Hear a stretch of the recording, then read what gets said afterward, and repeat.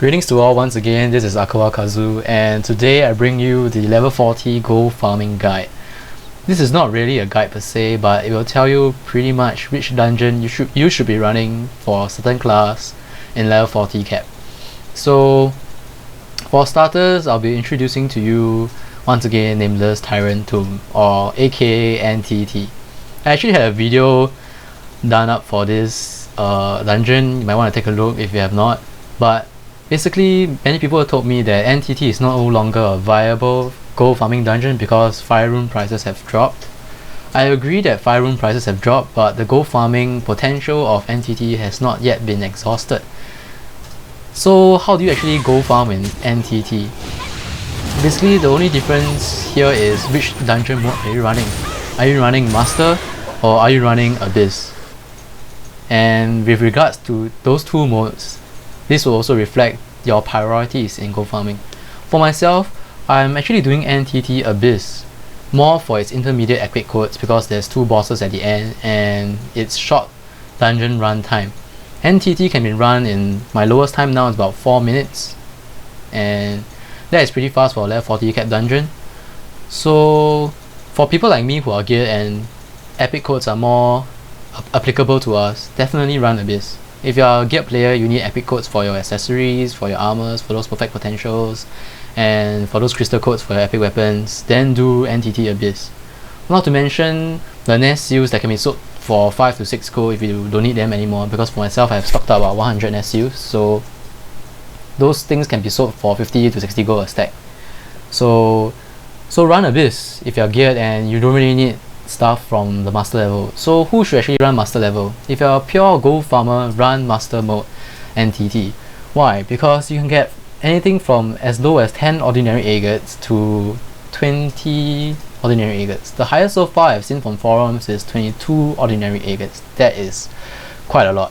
So many people have also said that, you know, Forsaken Islet Core is a place to get very good ordinary agates drop. I just ran it about 3 times in master mode before I made this video, and so far the lowest I got was like 5 ordinary agates and the highest I got was what, 8? So I don't think Forsaken Islet Core is a good ordinary agate dungeon to farm. Tell me if I'm wrong, maybe I need to run in Abyss, but I tried Master, no, it doesn't have very good drops. So do NTT Master if you're a pure gold farmer. Just sell those ordinary agates like you did sell those rough agates in Sanctuary Core days in level 24 cap. Yeah, so run NTT Master if you're a pure gold farmer and do NTT Abyss if you need those epic codes. Simple as that. So the only class that can complain that NTT is not the right dungeon is only the Force users. Why? Because, you know, the ghouls inside the dungeon are possibly dark element resist and maybe elemental lords because of the boss is fire elemental resist, but I've seen SG Kai, which is the boss, do like 3 minutes and 15 seconds NTT. That is extremely fast. So I think elemental lords don't have an excuse, but definitely Force users might have some, just like Force users having some trouble doing Dried Marisa Spring, DMS in short, and I agree. So here are some suggestions for FUs or Force users. I think I won't use the acronym FU because it sounds weird. So Force users can actually run DOT and Runes of Lost Time. Why Runes of Lost Time? Because Force users can actually move around the dungeon pretty fast with teleport and blink, so I don't think they lose to speed against warriors. So run Runes of Lost Time because the mobs in there do not resist against the dark element, and micro generators can be sold for 40 to 50 gold easily. So Force users can try Runes of Lost Time. Do DOT if you find Runes of Lost Time too long and boring, because the first 2 maps of the dungeon is just killing a bunch of mobs and activate some portals. So if you're bored, you can switch to DOT. So do Dark Overlord Tower if you're in a party. I think it's an excellent dungeon to run in a party as well. But I've actually done it with my girlfriend and we do fastest about 5 minutes 30 seconds, and I don't think our gears are that bad. We're running Abyss mode, but yeah.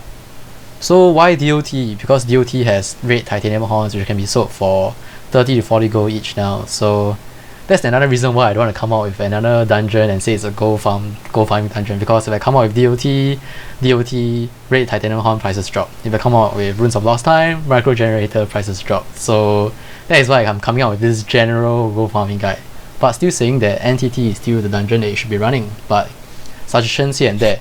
So here's the last part of the video, which is to suggest some dungeons to run for those who are not even level 40 and new to the game. They're level 32, they're looking for a dungeon to farm. So if you're still new to the game and you just hit 32, you have a lot of gears, you can visit my DTMI gold farming guide. DTMI is still a viable gold farming dungeon because Rusty Music Box steals NPCs for 3.3 gold each. So once again, if you're level 32, going on to 40 and not very geared, try DTMI. But if you're level 40 and you're still not ready for level 40 dungeons, there's two dungeons that you can try to farm gold. You can try some of the previous videos that I made, like FDOA, but there's two dungeons that I want to introduce here. One is a dungeon that I have not made a video for, which is Dark Overlord Keep. Many people say that is one of the dungeons that you can run to gold farm in level 32 cap. Reason for Dark Overlord Keep is because at the end of the dungeon you have two bosses to kill. You also have two mini bosses at the second map, and that's excluding one more mini boss at the first map. So that's 3 mini bosses plus 2 bosses at the end of the map. So last time people recommended DOK if you wanted to farm intermediate epic codes. Another dungeon you want to run is Dried Marisa Spring, or DMS in short. The dungeon can be run pretty fast in Abyss mode, so it's another dungeon where you can farm intermediate epic codes. The Iron Ornaments can be NPC'd at a decent price as well, or you can simply sell it on the trading house for 4 to 5 gold now, I think. But mainly Dried Marisa Spring, because at the second map there's actually a way for you to skip almost all the mobs, and you can even skip the mini boss as well. What you need to do is do what I did above in the video, in the footage that I'm showing you, which is you snipe the mobs before the bridge, and if all the mobs die before the bridge, the portal will just open. So you can use that trick and make your runs much faster. You can save you about 1 minute and even more if you're not geared at all. So Dried Marisa Spring.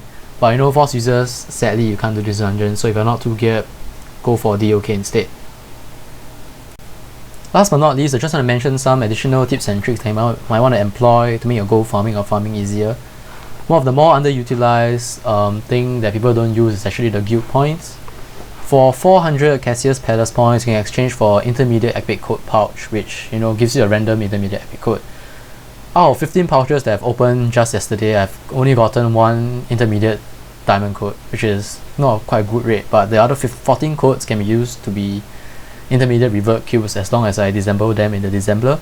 So that's one way they can make use of the gift points that you receive.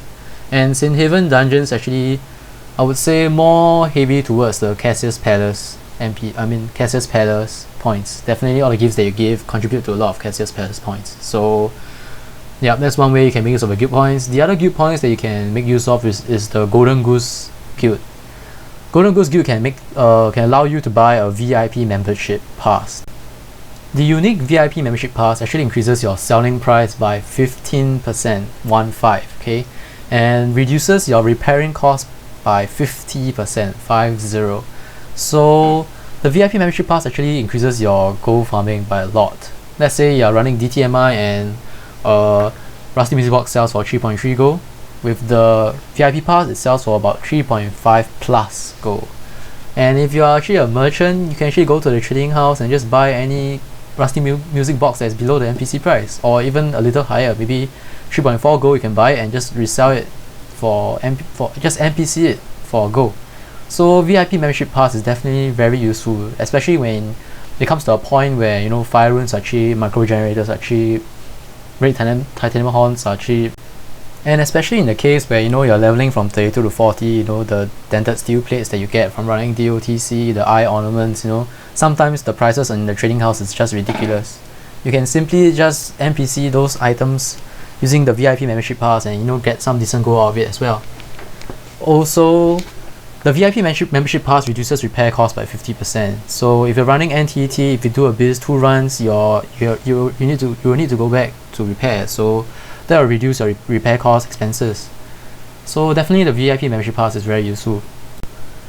I guess that's all from me with regards to level 40 gold farming. I hope this guide is useful to you and hope I didn't waste about 10 minutes of your time.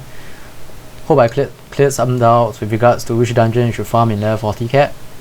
And if you have any more questions, feel free to email me at kazudragonc@gmail.com.